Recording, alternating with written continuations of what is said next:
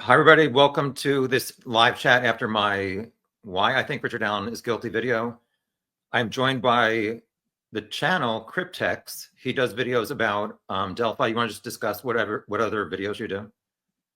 What your channel's about? Hello, Tom. How are you? Good. How are you? Thanks for joining. Thank you, man. So what is your YouTube channel about? Yeah, my YouTube channel is mostly about Delphi. It's Delphi content. Basically, that is still a small channel. It's like 2,000 followers, something like that. And so you had asked to interview me, and I said I don't like to talk about myself. So I said, well, if you want to talk about the case, we can just like discuss certain issues. So is there anything you want to bring up, or you just want to like look at the comments in the chat? No, I want to ask you some questions. I know you were, first of all, I respect your work a lot. I think you are a very honest creator. You don't have any weird agenda here. You're not pushing any narrative. So just to tell that I really respect your work a lot, and thank you for having me here in your channel, man. I appreciate that. I'm weird. I don't have a weird agenda. Yeah, you are. No, I'm just kidding. That's okay. I know that you were in Delphi during the process. You were taking notes and you were watching evidence that we, as a public, we don't have the opportunity yet to know, to watch. I was curious about the videos, the BG videos, the original one and the enhanced video. Can you tell me about that? What was your feeling? What did you see about that? I'm just curious because it's not yet clear for me what was presented during the process. I would probably not be a good eyewitness. I mean, I've tried myself, like walking down a sidewalk, like how can I describe the person I just saw? And also like taking notes, it was kind of difficult for me to like look at the screen and also try and capture in my notes. So for the Bridge Guy video, I think they played it a total of 4 times when I was in the courtroom. The first time I was on the left side of the courtroom and the TV, it was like a big screen TV. I was behind it. So I only heard. And I think I heard guys. I did not hear the go down the hill the first time. So then, like, I don't know if it was later that afternoon. I think it was after the lunch break. They played it again, and we've all like seen this 2-second video of Bridge Guy. That was And, that was the original one or the enhanced video? The first time I saw it was the original. Okay.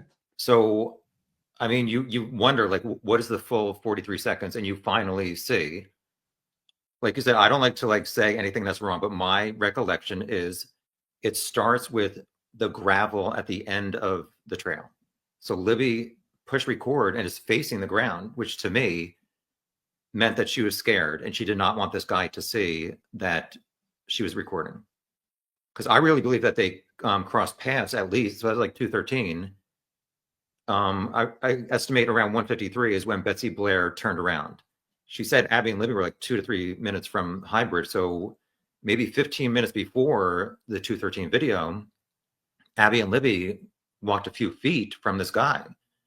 Then he's coming towards them at the end, and I just think that Libby got scared and was like, let me just push record. But she couldn't be holding it up like so he could see. So after the gravel, I think she held it up very quickly, and you see, or at least my attention was focused on, wow, okay, she's about 10 feet from the end of the bridge. Abby, I later counted, I think she was about 10 railroad ties from the end of the bridge. But like your attention or mine was focused on, wow, that's Abby. Okay, where is she in perspective to the end of the bridge from Libby? I was not really looking for Bridge Guy. And the first time she lifted up her phone, I did not see him. Okay. It does not mean that he's not in there or that it was messed up. My recollection is that she again put the phone down to the side or towards the gravel, and then she lifted it a second time to get a better recording of this guy, but very quick. That's my recollection. If it comes out, I might be wrong. So later they did show this like enhanced and optimized version where they kind of like turned it on the screen and zoomed in on the Bridge Guy. So I did hear, like I said, the first time you hear guys, it was from far away compared to us hearing the enhanced audio version, it's like loud. So I first noticed that just hearing the audio. He's far away from her camera microphone. Okay. The One more thing. So the total perspective, from my recollection, is Libby is 10 feet from the end of the bridge. When we see Bridge Guy, I'm almost certain he was near platform 6, the last platform. Between platform 6 and the end of the bridge, Abby was approximately halfway between that. Okay. How long can we see Bridge Guy? It's like 1 second, 2 seconds, From my 1 recollection, millisecond? it's like the Bridge Guy video is like the 2 seconds. It's when she lifted it up real quick, and then she put it Okay. back down to hide it. So Okay. it's nothing more clear than what we saw for many years in the 2-second video. All right.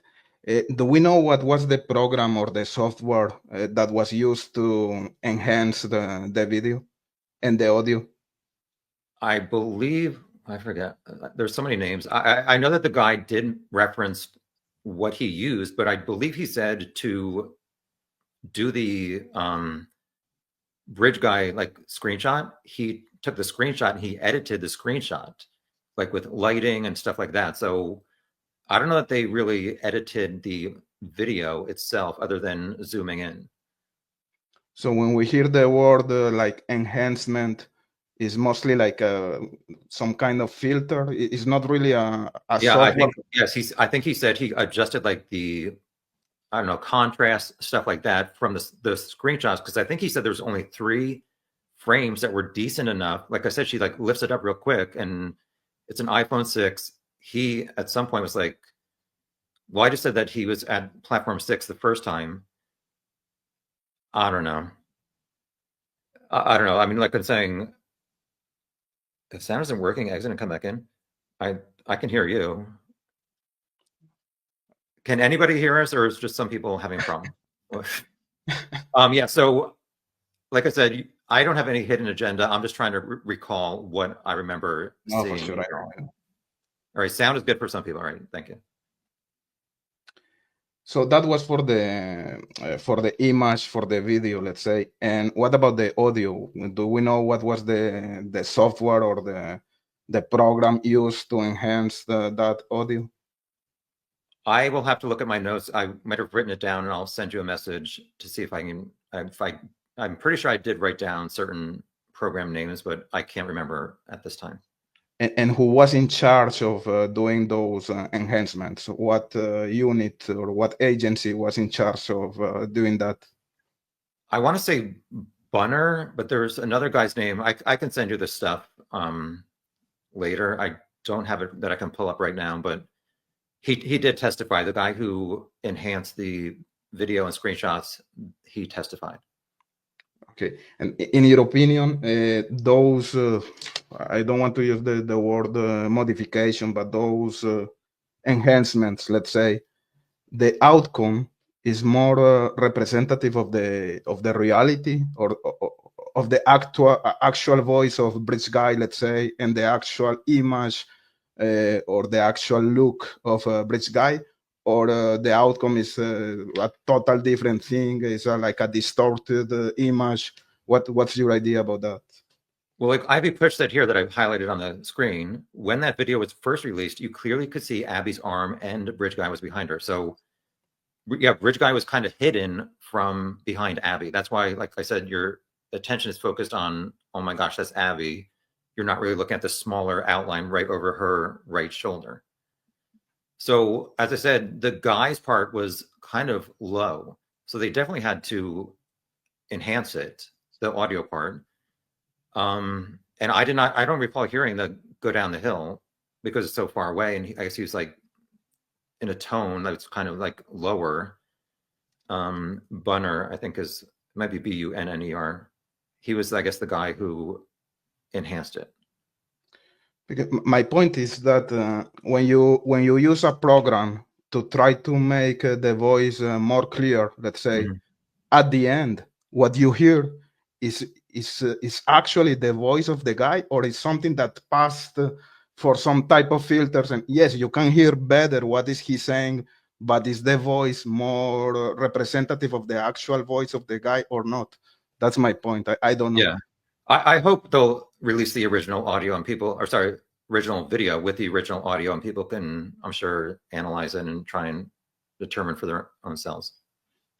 Okay. Do you think that there is any possibility that the audio comes from another guy different to Bridge guy? Because even law enforcement in one of the press conferences, they say, please don't assume that the voice and the video come from the same person. So do you think that's a potential situation here, or not at all?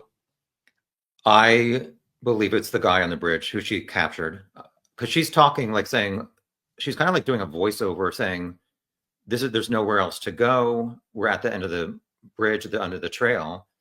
She's not really talking to like another man who's standing there. So I believe it is the man who's captured walking towards her. Okay.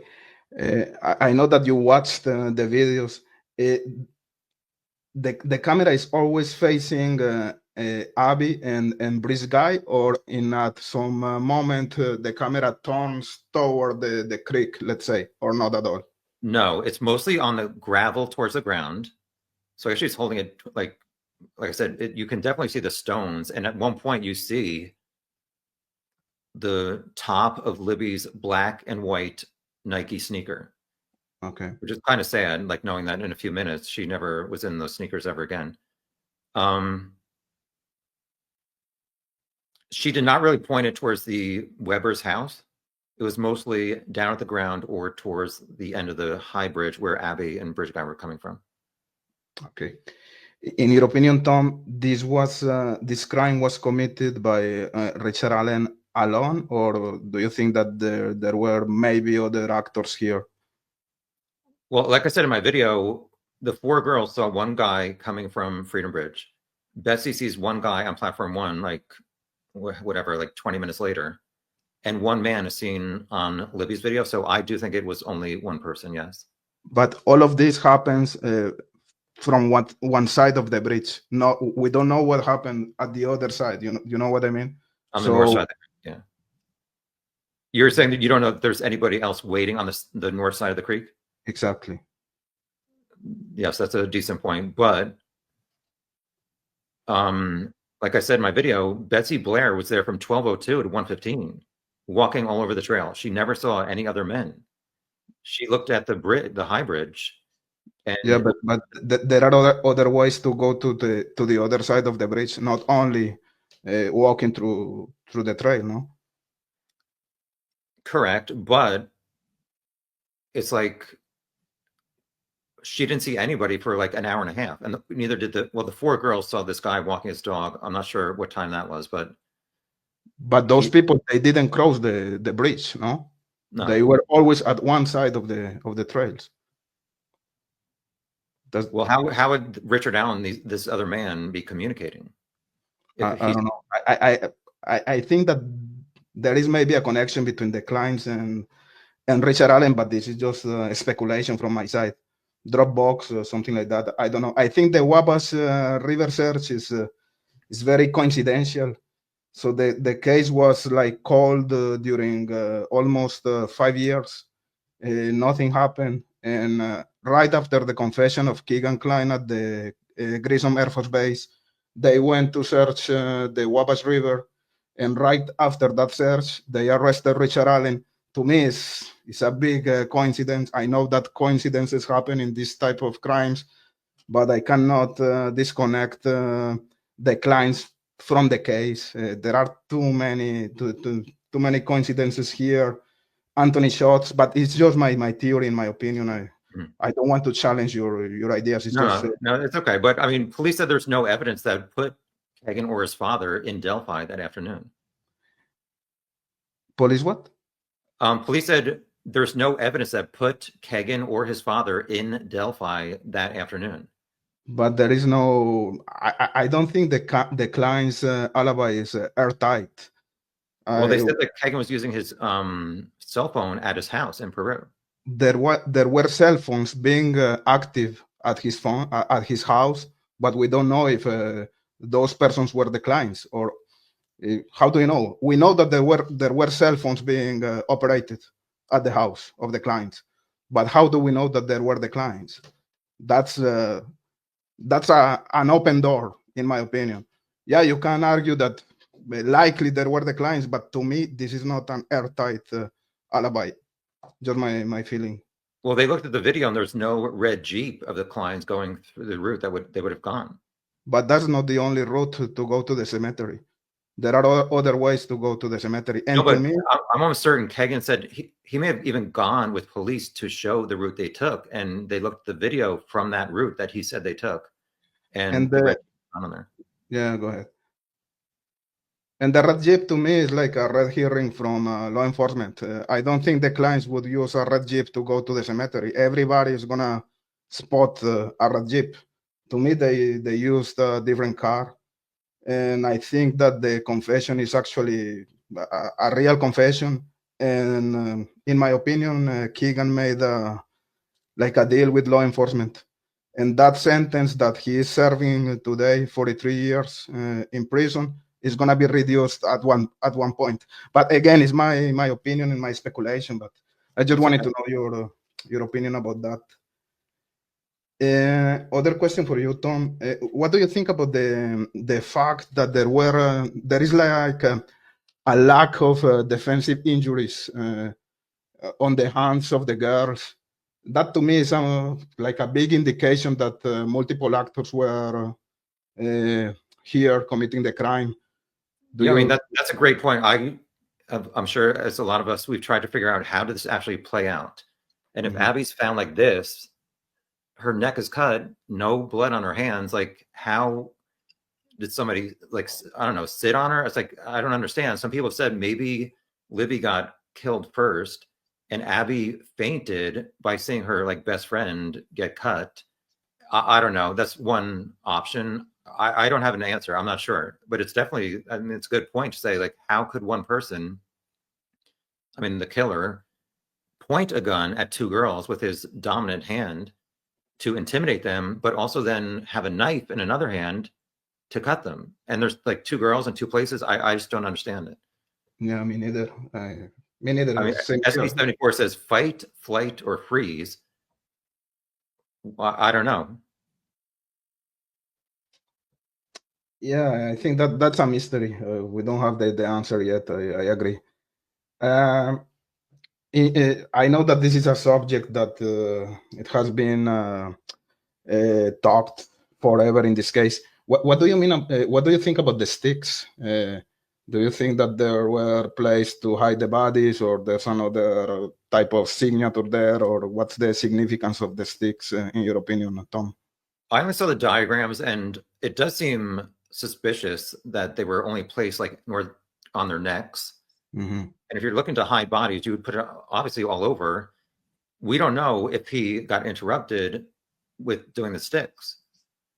I mean, it's obviously a long time, because if he's only seen, if you want to believe that Sarah Carbois saw him around 3:57, that's like an hour and a half after, almost, or an hour and 20 minutes after the cell phone stopped moving. So like, what would he even be doing if they're dead for over an hour? I mean, he would have to go, I don't know, walk around the woods. I mean, obviously it's the woods, so there are large branches all around. I don't know. I do not think it was any kind of Odinist symbol, those branches. I mean, he apparently said to Dr. Walla, I covered them with branches. He also said he stayed to make sure that they were dead and were not suffering, which I don't really understand that part. But what do you think about the branches? You think it's a symbol? I think it's a signature. I don't know what does it mean. It's one of the mysteries here. And as you said, the fact that the branches or the sticks were placed above the throats of the girls, that's weird. I don't think it was an attempt to hide the bodies. That's just my feeling. If that was an attempt to conceal the bodies, it was a really poor attempt to do that. So I don't think so. And again, I think there were multiple actors here, and most probably the clients, in my opinion, but I don't know. And regarding the sticks situation, Tom, one of the reporters that was in the courtroom during the process, he put a tweet in his Twitter account, and he made like a drawing, and we can see like an asterisk made with sticks over a pool of blood. Did you remember that? I've never wanted to see their bodies like dead, so I would look down during that part. The only time I saw a body was when they were showing photos of the unspent round. I saw like Libby's like from her right knee down. Obviously, she had no clothes on.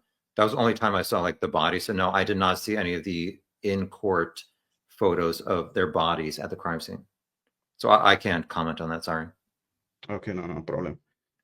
Um, do you think that this investigation was properly conducted, or that was like a crappy investigation? What's your feeling about that?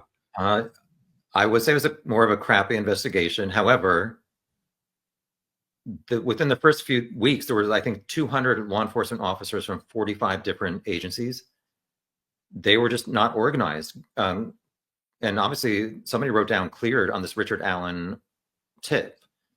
But to me, one of the interesting parts is they looked at so many other people and nobody added up until Richard Allen when they went back to look at him again.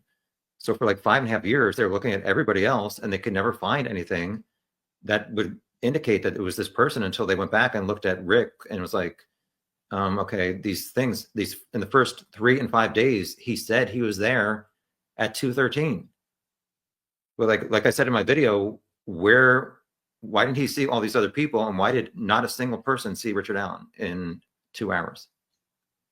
Mm-hmm. So yeah, the investigation was a disaster. Let's just be honest. And when an investigation is a disaster, how can you trust the outcome? Not you, but we. How can we trust the outcome? That's a totally valid point. But like I said in my video, it's just like too many things of Rick's noon to 1:30 timeline does not add up to me. And regardless of however bad law enforcement investigated this, those are just things that I cannot get past in regards to him being guilty or not guilty. And that's why I said I would vote him guilty, because just too many unanswered questions on his behalf. And there's a lot of unanswered questions in other regards, let's say. Law enforcement, they never did an estimation or an actual analysis of the height of a bridge guy. So we are supposed to take for granted that the bridge guy is 5'4", and they never did a proper analysis about the height of a bridge guy. So it was 5'4" or it was 6 feet. I don't know. We don't know. They said during the process that they didn't collect the sticks at the time because they were items of not evidentiary value. That was, to me, that was really, I cannot understand how technicians. I totally agree. It's like crappy investigation, like you said. Like, why would you even leave these branches with these girls' blood just sitting out there? And Dan Doolin was the one who went out there a few days later, the conservation officer, and said, you guys, there's branches out here with these girls' blood. I think we should collect them. Yeah, exactly. What is the degree of credibility you give to Dr. Walla regarding the confession of Richard Allen? Because we don't have any notes, we don't have any recording. We just have to trust her words, let's say. Well, she said she would take notes during her sessions, and then she would immediately go back to, or not immediately, but I think the same day, she would go back and enter it into the computer, which is the same thing that Dan Doolin said he did. He took, after he interviewed Rick, he went and typed up what Rick said. I don't know. People have some issues with Dr. Walla, but she did a lot of things to help Rick. She tried to get him a TV. She got him in-person visits with his wife. I mean, she gave him a coloring book or something, but to me, she did not seem like evil, trying to ruin Rick. She was trying to help him. So I know people are like, well, she was not investigating, but she was like an online sleuth or whatever, very interested in this case, which she did join like Facebook pages in 2021, even before Rick was arrested. So it wasn't like he became her client and then she was like, oh, now I got to find out everything. So she was involved before. I don't know. I don't think that she's lying and trying to like frame him. Or if he said this is how it went on May 3rd, he told her like this detailed confession. I don't think she's a liar. Plus, also, I mean, for people who do think she's a liar, okay, but we have these 6 calls where Rick is saying to his wife and mom, I did it. I mean, we have all those. So, like, forget about Dr. Wallace's confessions. He's admitting over like 10 to 11 months to all these different people, I'm the one who killed Abby and Libby. Like I said, the 8 guards, the warden, his wife and mom. Like, okay, forget about Dr. Walla. She is important because he said a van, but still, without that, I mean, he said so many times that he was the killer. If I'm put in that correctional facility, I'm gonna confess the same day. I'm gonna be there. That's just my opinion. I know that they were not treating Richard Allen as Hannibal Lecter, let's say, but after 13 months in the, I don't know if the correct word is solitary confinement, or I don't know how to use it, but it's very similar to a solitary confinement. I think is expected to have those type of confessions, but again, it's speculation from my side. I don't think law enforcement they had enough evidence before the or at the time of the arrest of Richard Allen, and they were expecting to have those confessions at one point, and that's why they put Richard Allen in that facility. But again, speculation from my side. Well, 2 things about that. One is the defense met with Rick on March 24th, 2023, and said he was fine. So that's like 4.5 months in whatever you want to call it, solitary confinement at Westville. Rick said he was fine. In these phone calls that I played, he said, I'm okay and nobody is messing with me. I think that was like April or May 2023. Also, if it's so horrible in this condition, why is your solution to getting out of that horrible cell, to say, I'm guilty? Because you're going to be in that cell for the rest of your life if you're saying I'm guilty. So I don't understand. I understand like you have some issues, and I totally understand being in a cell alone in a prison with all these crazy other convicts yelling and stuff. It would drive anybody crazy. I just don't understand why it would make somebody repeatedly say over 10 months to all these people, I'm guilty of the crime I committed, so I'm going to be in this horrible situation for the rest of my life. Because your mind is not in the correct, in the right place at that time. And again, I think he's involved. I'm not saying he's innocent, but I think the state, they didn't prove their case, in my opinion. If we come back to the clients, and sorry for that, Tom, after the process, after the conviction of Richard Allen, Holman, he went online to do some interviews, and in a couple of them, he said that, or my interpretation is that, according to him, the Anthony Shots angle is not yet closed, that he cannot talk about the search of the Wabash River. So that reinforces maybe my confirmation bias that there are multiple actors here, and that Richard Allen is not the only one. And when we talk about Anthony Shots, we do right away the connection to the clients. Do you have any comment about that? Well, one thing is I've heard quite a few people say, could Richard Allen or somebody else have been accessing the Anthony Shots profile and knew that Abby and Libby were going to be there or whatever? But to me, law enforcement found out that Kegan Kline was accessing the Anthony Shots profile because they asked Instagram and Snapchat who is behind the Anthony Shots profile. Comcast is a U.S. internet service provider. They said the IP address is the Kline house in Peru.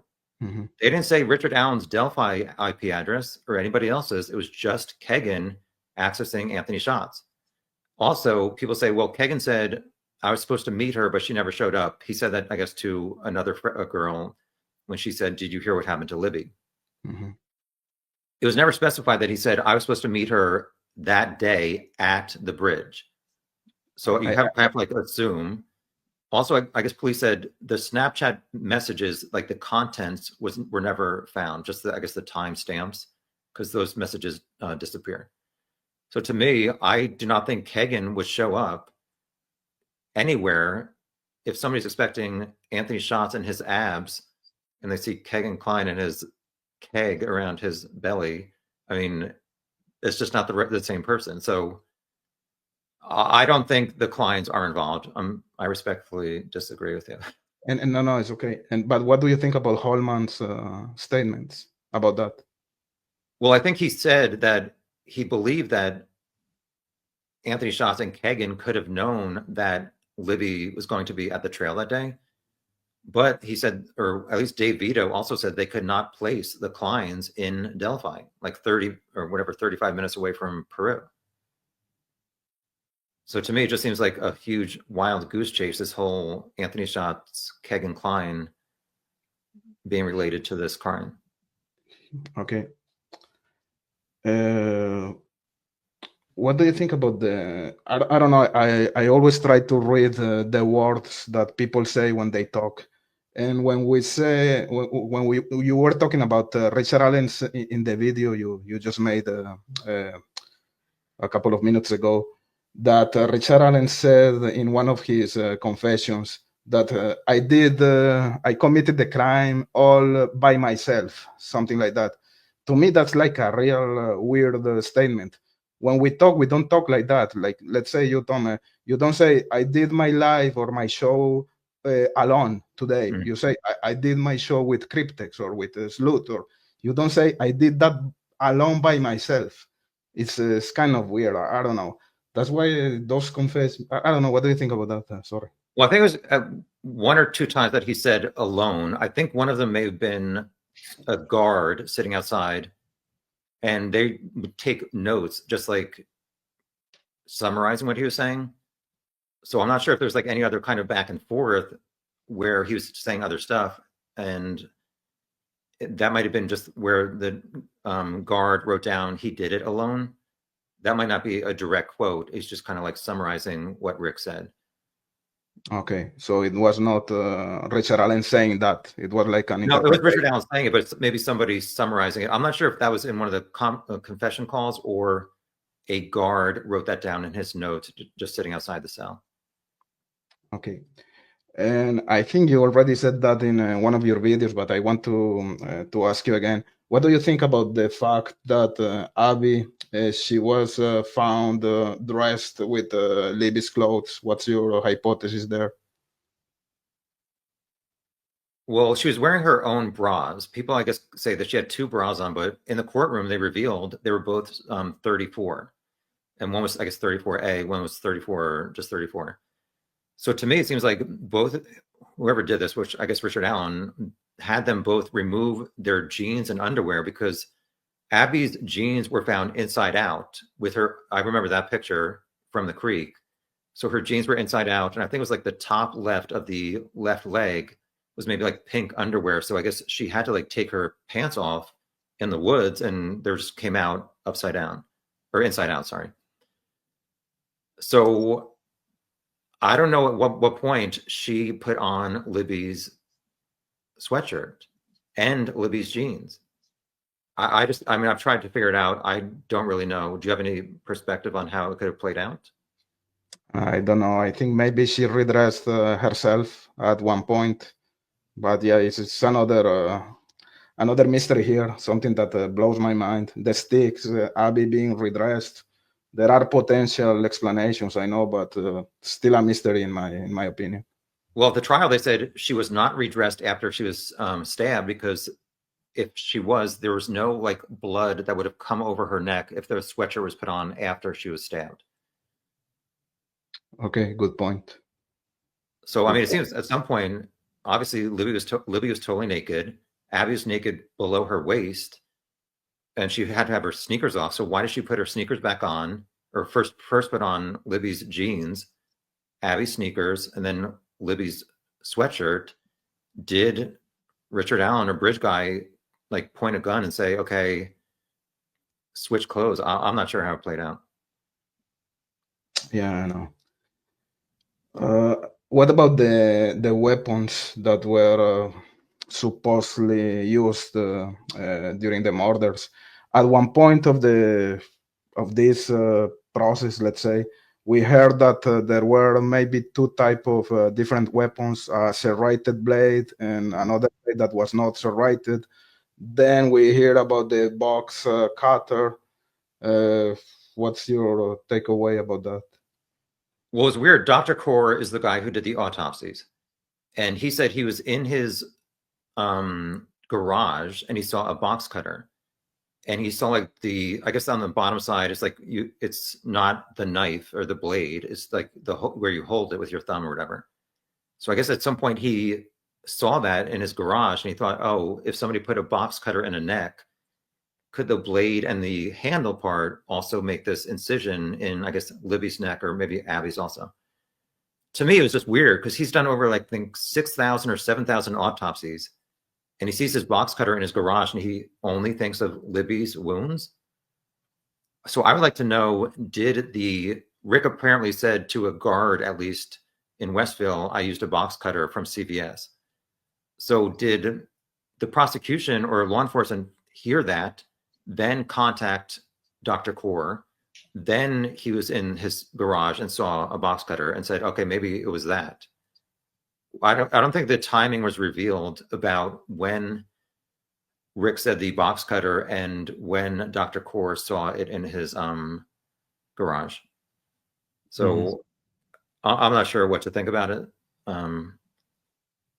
Apparently it's not on any kind of audio recording that Rick did say he used a box cutter, but I'm almost certain that Dr. Kaur said he could not rule out a box cutter. Yeah. All the material that was presented during the process, the bridge guy video, there are 2 or 3 versions. Yes. There are just 2 versions or 3 versions of the video. Well, the original, they talk about an enhanced and optimized. I think the enhanced is when they zoom in on bridge guy. Okay. Optimized. So the original, I don't know if the optimized is just where they maybe increase the audio. I don't recall, and I don't think in my notes I wrote specifically there were 3 different versions, but obviously there were at least 2 because I totally remember they zoom in on bridge guy on the big courtroom TV. Okay. So that was that. All those materials, the bridge guy videos, the interrogations of Richard Allen with Holman, let's say, or the confessions at the Westville Correctional Facility. Do you think that this material is going to be released to the public at one point, or there's something that we are never gonna be allowed to know? You know. Well, I know that there's 2 media companies who, I guess NBC Universal does Dateline and another one called Twist Media. They, within the past 2 weeks, have said, yo, Judge Gull, let us see all this stuff. I obviously think everybody like you, everybody watching have thought about this case for so many years and deserve to, I don't know if deserve is the word, but it's a public trial, or at least it was. And I was kind of like upset being in the courtroom, and Judge Gull was like, only the press is allowed to look at these exhibits after the end of the day for 15 minutes. Like us, I'm not normal, but like us non-press people weren't allowed to like go look at it. So I think it should be available to the public, not the crime scene photos and like their dead bodies and stuff like that, but the interrogations October 13th and 26th, absolutely. His phone calls, absolutely. The 43-second video, yes, hopefully it will get released, but we're still waiting to find out, I guess, for Judge Gull to say, is the next step a hearing for the motion to correct errors? And then will these 2 new appellate attorneys file an appeal for Rick? People say it might take years, so will Judge Gull say, I'm not releasing it until after the appeal is totally completed? So it might be a few years. Hopefully it'll be sooner than that. Yeah, I hope so. What about the voice of Bridge guy? There was this guy, I think it's Harshman, the one who was listening to the conversations of Richard Allen.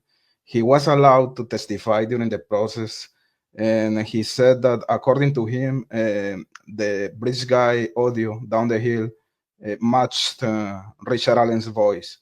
To me, this is unacceptable, but because I don't think he's a voice analysis expert, and when I hear voice analysis experts, they say that the sample is too short down the hill, that you cannot compare that audio with anything else.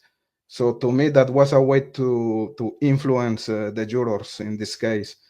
What do you think about that? And I think you said in one of your videos that according to you, it's a match also. It's consistent, right? Yes, and I'm not a voice expert either. But I mean, well, one thing that came to mind is the jury, when they were deliberating, it seems they wanted, I guess, the October 13th and or 26 interviews that are many minutes long, plus Libby's video. I think the jury wanted to hear and compare for themselves again, does the bridge guy audio sound like Richard Allen from his interrogations? That was one of the things that I was looking forward to the most, not want to say looking forward to, but hearing Rick's like a better quality than his wife's Facebook audio stuff.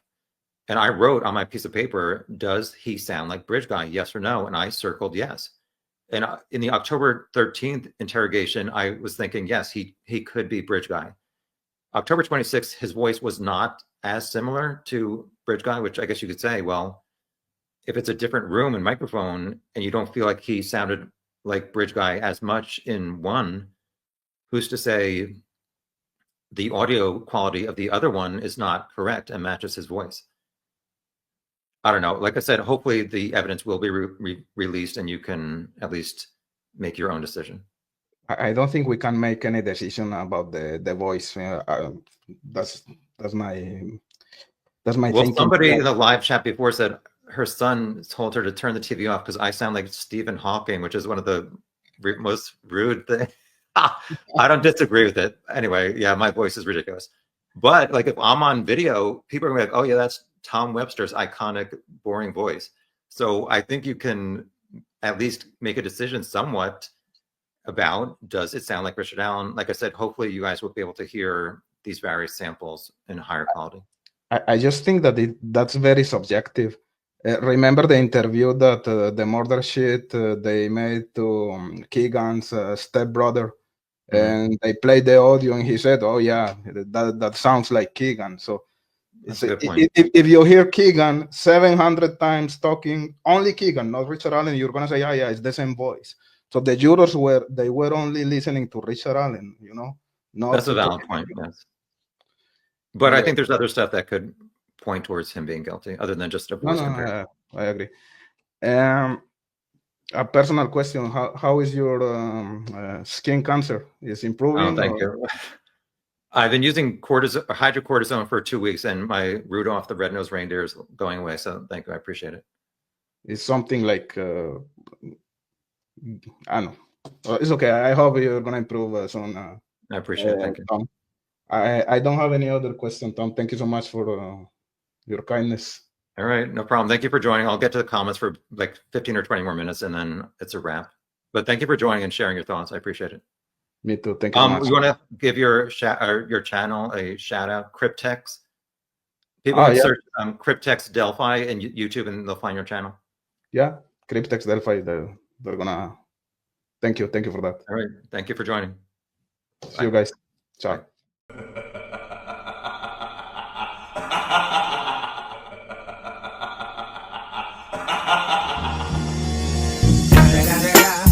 It's the motherfucking Eagle Double G. Snoop Dogg. You know I'm mobbing with the D.R.